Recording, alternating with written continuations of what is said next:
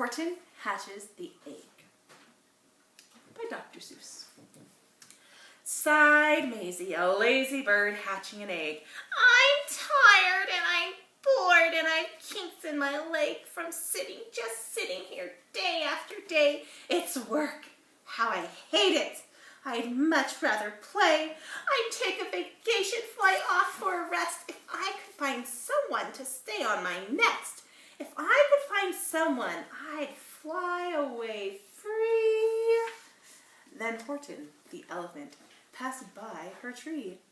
Hello, called the lazy bird, smiling her best. You've nothing to do, and I do need a rest. Would you like to sit on the egg in my nest? The elephant laughed. Why, of all the silly things, I haven't feathers, and I haven't wings. Me on your egg? Why, that doesn't make sense. Your egg is so small, ma'am, and I'm so immense. Tut, tut, answered Maisie. I know you're not small, but I'm sure you can do it. No trouble at all. Just sit on it softly. You're gentle and kind. Come, be a good fellow. I know you won't mind. I can't, said the elephant. Please, begged the bird. I won't be gone long, sir. I give you my word. I'll hurry right back. Why, I'll never be missed. Very well, said the elephant. Since you insist, you want a vacation, go fly off and take it. I'll sit on your egg and I'll try not to break it. I'll stay and be faithful. I mean what I say. Toodaloo! Sang out Maisie and fluttered away. The first thing to do, murmured Horton. Let's see. The first thing to do is to prop up this tree and make it much stronger. That has to be done before I get on it. I must weigh a ton. Then carefully, tenderly, gently he crept up the trunk to the nest where the little egg slept. Then Horton, the elephant, smiled. Now that's that.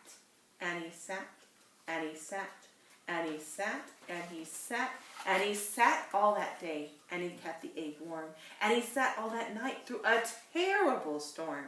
It poured and it lightened, it thundered, it rumbled. This isn't much fun, the poor elephant grumbled. I wish she'd come back, 'cause I'm cold and I'm wet. I hope that Maisie bird doesn't forget. But Maisie by this time was far beyond reach, enjoying the sunshine way off in Palm Beach, and having such fun, such a wonderful rest, decided she'd never go back to her nest.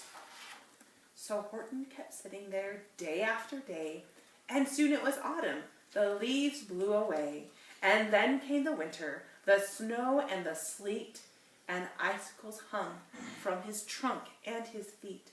But Horton kept sitting and said with a sneeze, I'll stay on this egg and I won't let it freeze. I meant what I said, and I said what I meant. An elephant's faithful 100%. So, poor Horton sat there the whole winter through.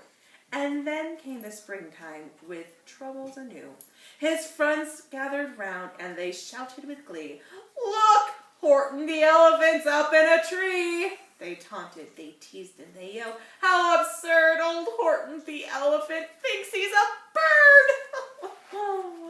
They laughed and they laughed. Then they all ran away and Horton was lonely. He wanted to play. But he sat on the egg and continued to say, I meant what I said, and I said what I meant, an elephant's faithful 100%.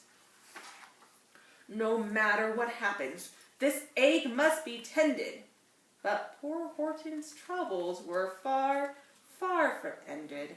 For while Horton sat there so faithful, so kind, 3 hunters came sneaking up softly behind. He heard the men's footsteps. He turned with a start. 3 rifles were aiming right straight at his heart. Did he run? He did not.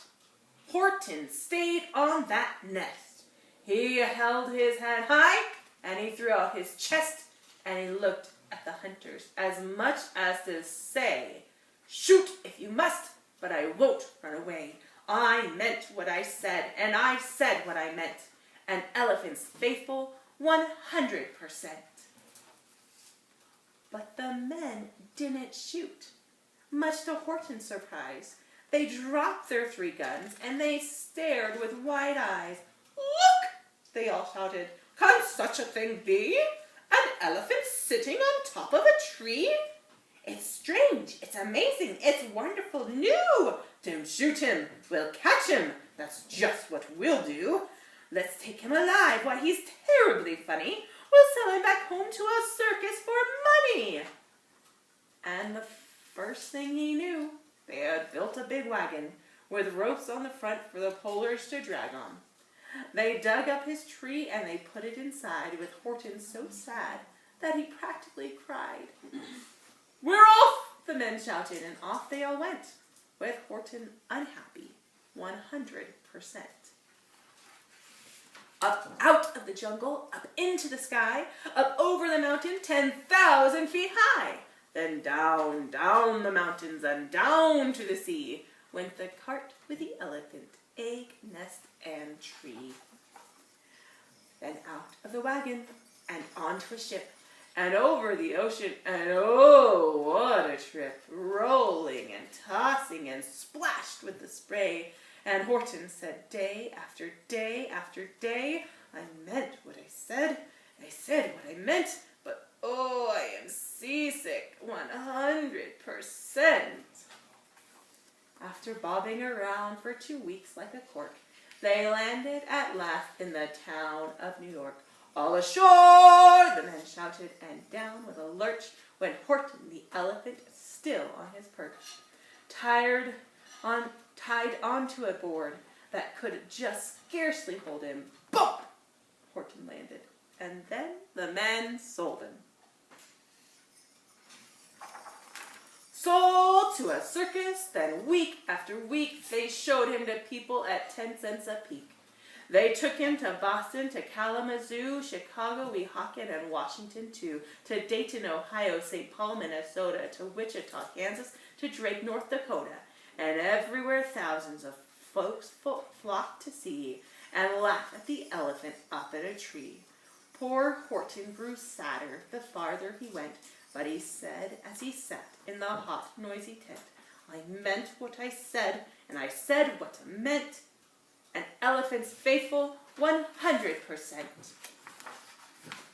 Then one day, the circus show happened to reach a town way down south, not so far from Palm Beach, and dawdling a long way up high in the sky, who, of all people, should chance to fly by but that good, old, good-for-nothing bird, Runaway Maisie, still on vacation and still just as lazy. And spying the flags in the tents just below, she sang out, "What fun! Why, I'll go to the show!" And she swooped from the clouds through an open tent door. "Good gracious!" gasped Maisie. "I've seen you before!" Poor Horton looked up with his face white as chalk. He started to speak, but before he could talk, there rang out the noisiest, ear-splitting squeaks from the egg that he sat on for 51 weeks. A thumping, a bumping, a wild, alive scratching. "My egg!" shouted Horton. "My egg! Why, it's hatching!" "But it's mine!" screamed the bird when she heard the egg crack. The work was all done. Now she wanted it back. "It's my egg!" she sputtered. "You stole it from me! Get off of my nest and get out of my tree!" Poor Horton backed down with a sad, heavy heart. But at that very instant, the egg burst apart, and out of the pieces of red and white shell from the egg that he sat on so long and so well, Horton the elephant saw something whiz. It had ears and a tail and a trunk just like his.